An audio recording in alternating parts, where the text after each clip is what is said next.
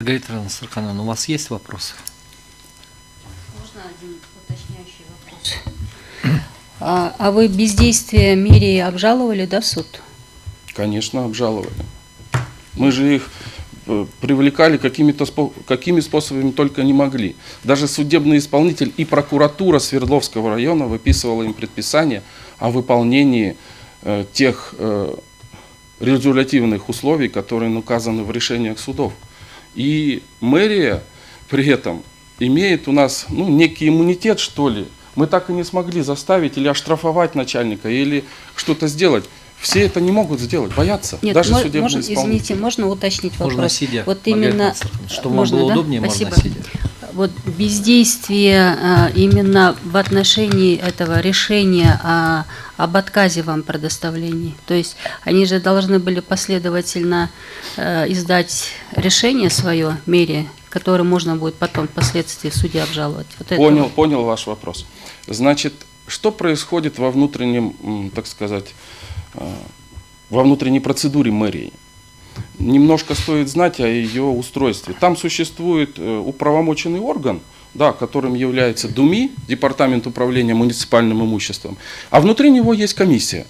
Вот эта комиссия и является самым таким местом, камнем преткновения. В нее входит порядка 15 человек. Из них 14 работают в мэрии, начиная от заместителя ДУМИ, и так далее, по ранжиру, и плюс один представитель общественности. И вот эта вот комиссия, она, как говорится, не является уполномоченным органом, но по ее протоколу ДУМИ смотрит, выносить решение или нет. Причем ДУМИ смотрит только на один момент. Если комиссия вынесла решение, когда были торги или иной платно предоставляемый земельный участок.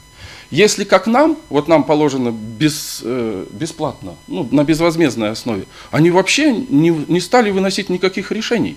Просто дальше комиссии дело не пошло. Нам в устной форме сказали, раз комиссия вам отказали, мы никакое решение выносить не будем, да и все. Вот и попробуй что-то обжалуй. Нечего обжаловать. И как мы не трясли вот эту правовую ситуацию, я выписал судебный исполнительный лист с принудительным, с просьбой о принудительном исполнении решения суда. Судебники ничего не сумели добиться. Нет, имеется в виду, вы же сами говорите, что пришли к этой комиссии, да, они ничего дальше, они считают, что эта комиссия, все, точка, то есть, да. А дальше это их бездействие, что они вам, чтобы на руки выдали решение, которое можно потом, как ненормативно-правовой акт, да, можно было оспорить. Я могу предоставить, я несколько раз жаловался, обращался в мэрию с административной жалобой, с описанием ситуации и все. Они на мою жалобу даже не отвечали толком, а лишь говорили, что смотри постановление пленума, и все. Вон лежит у меня штук 5 жалоб. Они все есть. А дальше после жалобы, у нас закон велит обращаться в суд. А в суде я уже вам все рассказал. У вас есть еще вопросы? Нет. Уважаемые коллеги, есть у вас вопросы? Да, пожалуйста, Хакель Джамилевич. Микрофон включите. Уважаемый Евгений Николаевич, скажите, пожалуйста, в своей жалобе вы говорите, что вы не утверждаете, что постановление Пленума Верховного Суда Кыргызской Республики не является нормативно-правовым актом. Сегодня вы такого же мнения?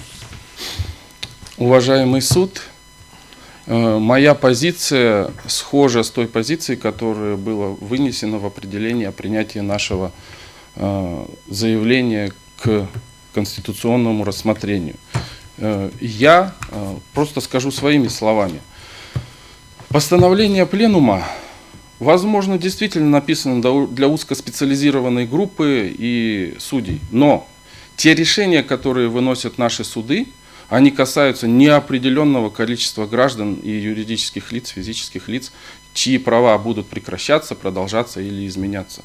Поэтому я полностью считаю, что в данный момент, хоть и действительно в законодательстве у нас, я признаю то, что оно не относится к нормативно-правовым актам, но там не хватает всего лишь двух признаков нормативно-правового акта. Это Разработка Жагорку Кенешем и Всё, подписание спасибо, понял президента. вашу позицию. А в остальном они абсолютно схожи с нормативным правовым актом. Ну и еще хочу дополнить, вот, допустим, какие-то решения Конституционного суда будут вынесены, они же также являются источником права. И все те вот решения судов, которые я получил на руки, это тоже источник права. Вот все те отказы, которые у меня есть и которые я сейчас вам передам, уважаемый суд, это для меня такой же источник права. Еще вопрос. Я все-таки... Есть еще вопросы, коллеги? Я бы хотел немного продолжить вопрос вот, Маргариты Насыркановны по поводу того, что вот вы получили ответ.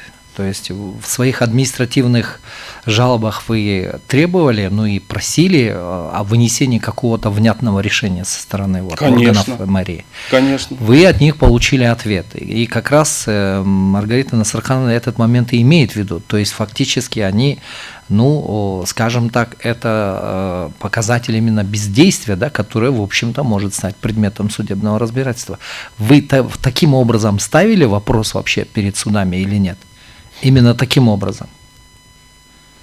Я вот, конечно, в своих просительных частях, когда обращался в суд, всегда просил, да, предоставить документы.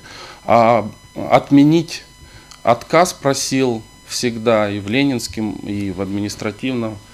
Вот, а признать бездействием... Вы понимаете, да, суть этого вопроса? Понимаю. Потому что все-таки комиссия – это вот возникновение органа для того, чтобы просто как бы... перераспределение ответственности людей, которые принимают важные решения. И Понимаю. это, в общем-то, государство в какой-то момент пошло по этому пути, да, то есть для чего? Но есть все-таки получить какой-то внятный ответ, внятное решение от структур мэрии или, может быть, от самой мэрии. То есть вы таким образом ставили вопрос или нет? Ну, я могу показать вам. Нет, вы потом покажете, мы это потом изучим. Я вас спрашиваю вообще... Вот именно о бездействии мэрии нет, не ставил. Ну, тогда так и надо говорить об этом речь. Хорошо, спасибо, присаживайтесь.